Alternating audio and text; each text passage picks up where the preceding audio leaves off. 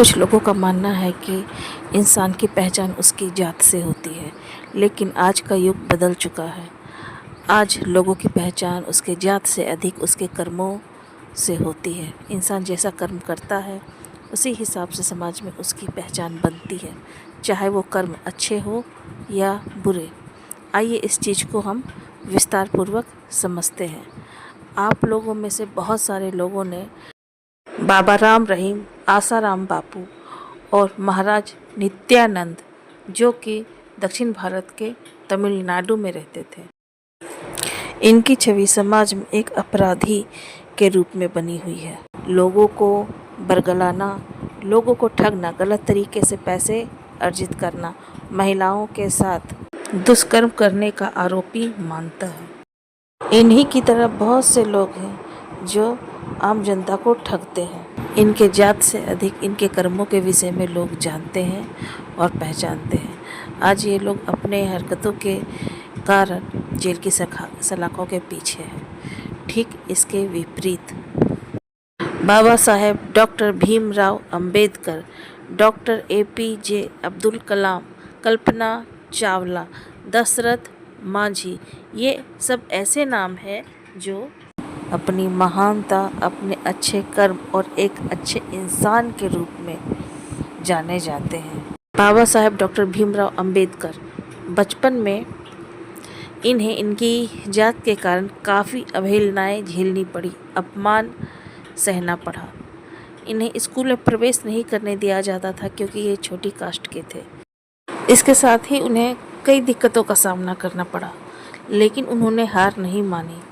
वो अपनी पढ़ाई जारी रखे और PhD पूरा किया और डॉक्टर की डिग्री हासिल की। आज लोगों को ये तो पता नहीं कि उनका अपमान करने वाले कहाँ हैं, कैसे हैं, लेकिन हाँ, डॉक्टर भीमराव अंबेडकर जी ने इस देश को दुनिया का सबसे बड़ा संविधान दिया। आज देश जिस नियम और कानून के तहत चल रहा है, वो उन्हीं की देन है।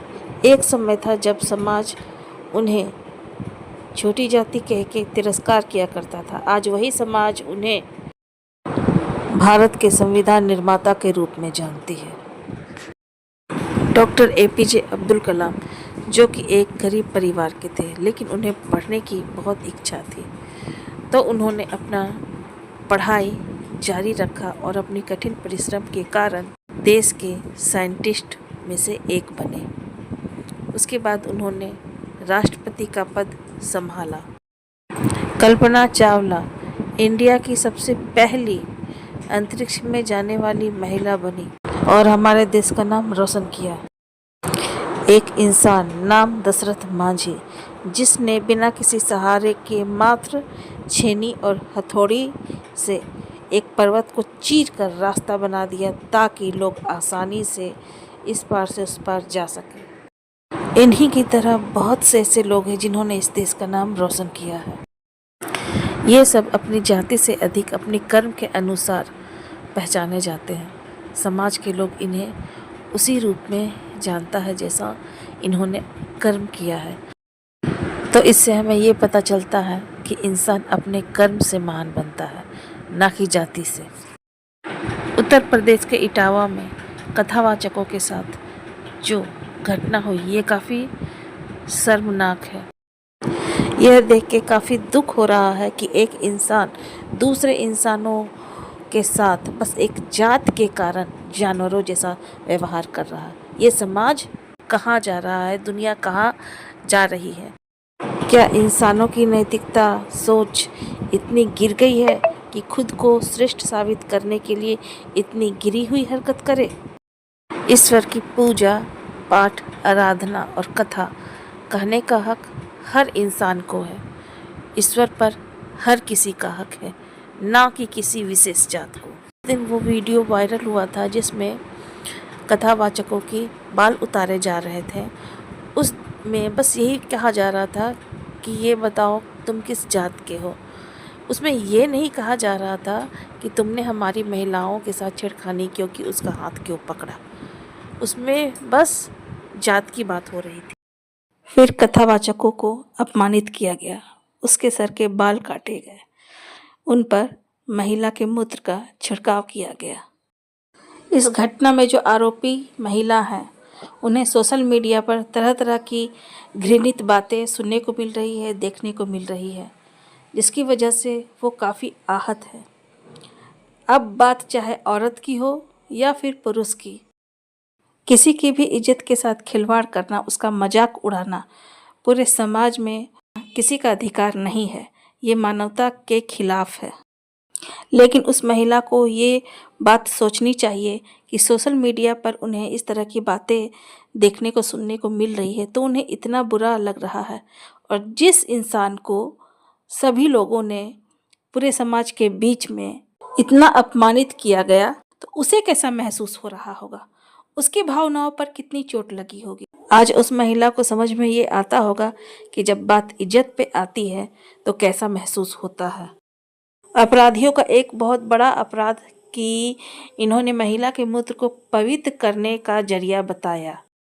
इनकी इन छोटी हरकतों की वजह से लोग पूरे ब्राह्मण समाज पे उंगली उठा रहे हैं। पूरा ब्राह्मण समाज इनकी वजह से बदनाम हो रहा है। ये लोग अपराधी हैं और कानून से इन्हें सजा मिलनी चाहिए। इनका कोई जात नहीं है। ये घटना इंसानियत को शर्मसार कर देने वाली है। लेकिन इस घटना को किसी धर्म या जात से ना जोड़ें, क्योंकि कोई जात या धर्म बुरा नहीं होता, बल्कि उनके कुछ लोग बुरे होते हैं। अगर कुछ इंसानों ने गलती की है तो उस इंसान के साथ साथ उसके जात और धर्म के लोगों को भी अगर आप दोषी ठहराओगे तो वो सभी लोग अपनी जात और धर्म की इज्जत के लिए खड़े हो सकते हैं, उपद्रव कर सकते हैं।